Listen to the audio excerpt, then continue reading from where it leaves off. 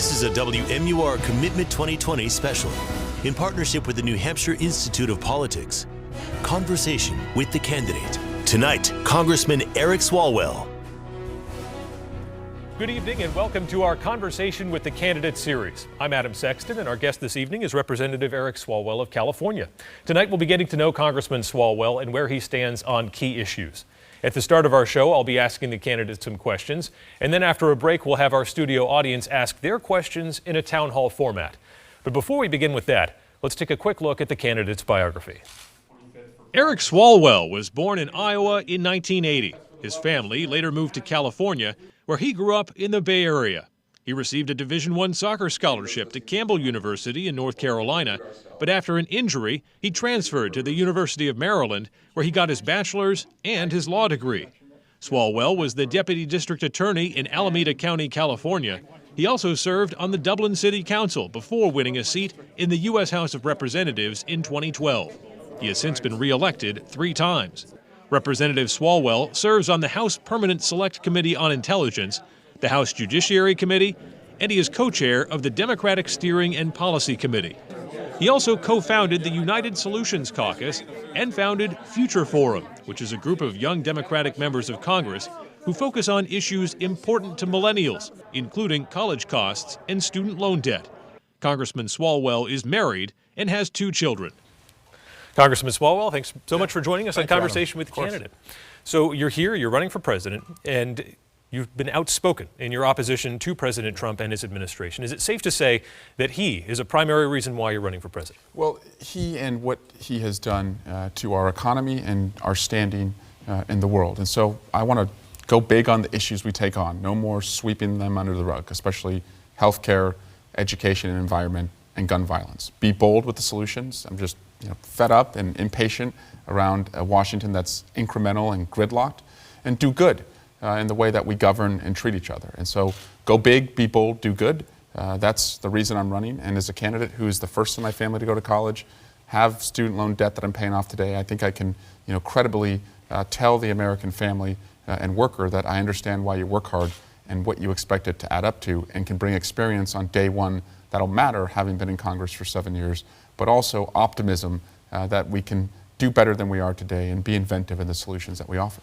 You've also been very outspoken in regards to the Russia investigation and allegations of obstruction of justice on behalf of the president. This is obviously in process today, but taking a step back, do you believe that the Attorney General, Bob Barr, has crossed a line in some way in defending the president? Well, I think he's crossed a line into being the president's lawyer rather than being America's lawyer. His job is to protect our Constitution, to protect our democracy from outside attacks, and he seems to be parroting, and embedded with the president and his team. The reason I care so much, Adam, about what happened with Russia is not necessarily because of who they sought to help, and they did help Donald Trump, but it's what they have sought to take away from all of us, which is a country that has free markets, free ideas, and a freedom to dream. And for a president who wants to, so tout that he's the defender of capitalism, well, when you allow a country like Russia to attack us and destroy, the foundation of our democracy and turn us against each other, that takes away, the freedoms that we really do enjoy here. And that makes us look more like Russia,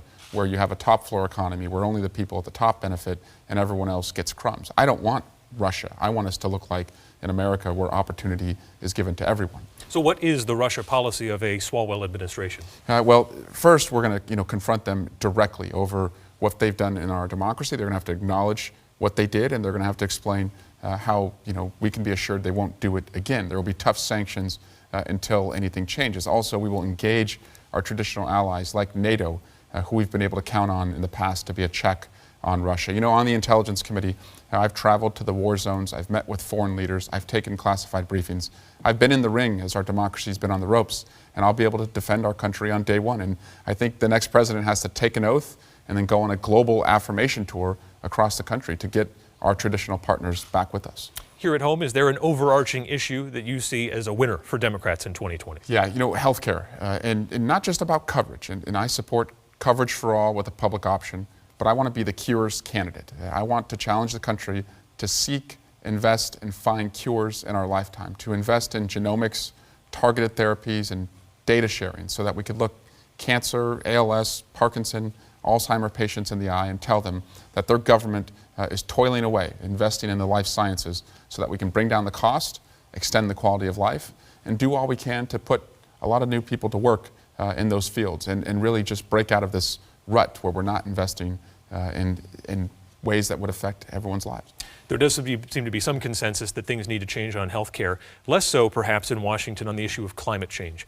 Do you worry that we're at a point right now where it's going to take a moonshot just to do something that is consequential to reversing this process? Yeah, first, we can't do it alone. We have to get back into international accords. So I would host in the United States in my first 100 days an international accord so the United States is back with the rest of the world to address climate chaos.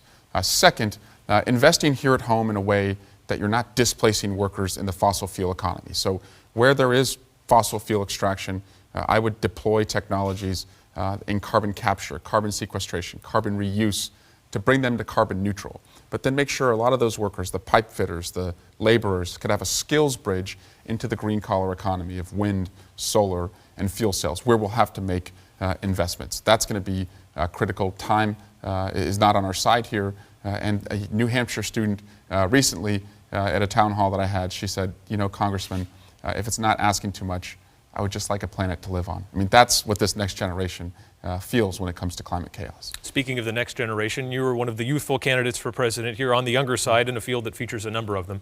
What do you say to a voter who says, you know what, I like you, but I feel like you don't have the life experience necessary to lead the free world? Well, I'd put myself in the top tier of national security experience in this field, you know, having been on the Intelligence Committee, the Homeland Security Committee, and having worked as a prosecutor for 7 years, prosecuting homicide cases to juries. And, you know, Adam, I've been working since I was 9 years old. I had a paper route, and then, you know, I worked on construction sites. I worked as a referee for my baseball games and an umpire, you know, as well. And then I turned 16, and then just kept doing different jobs after different jobs. So I've got, you know, real life experience, but experience that matters is knowing who our enemies are from abroad and defending from the Judiciary Committee attacks on the rule of law here at home. And so, you know, the American people can be rest assured on day one, I'll be ready. All right, Congressman Swalwell, thanks for answering these questions. The even tougher ones await, though, as coming up after the break, we'll bring our studio audience into this conversation. Stay with us.